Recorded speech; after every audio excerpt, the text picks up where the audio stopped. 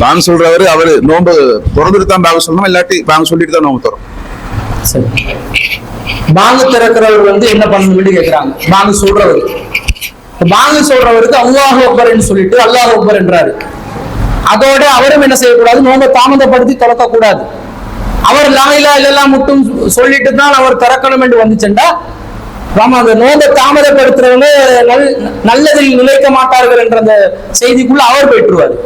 அவர் என்ன பண்ணுவாங்க, நடைமுறையிலும் என்ன செய்வாங்கன்னா, பாங்கு சொல்றவர் அல்லாஹ் அக்பர் அல்லாஹ் அக்பர்ன்ட்டு ஒரு ஈச்ச பழம் துண்டு எடுத்து முதல்ல பிஸ்மில்லா என்று சொல்லி அவர் திறந்துருவார்.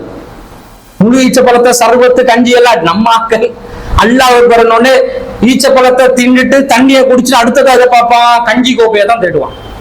அந்த மொத்த கஞ்சி கோப்பை அவன் லா இலாஹ இல்லல்லாஹ் சொல்லும் போது முடிஞ்சிடும். அதுக்கப்புறம் துவாவெல்லாம் அவர் ராகத்தை ஓடிட்டு சர்பத்து பெட்டிசை தேடுவான் நம்ம ஆக்கள்.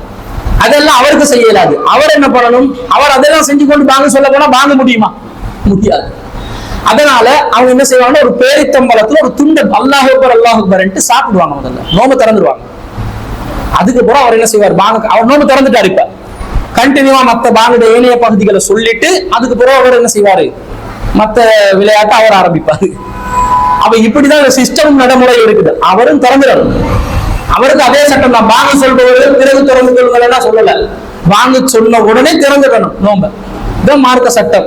எனவே அந்த நடைமுறையில தான் இன்றைக்கு சமூகம் அமைக்குது. அதுல சரியா தான் பண்ணி கொள்றாங்க.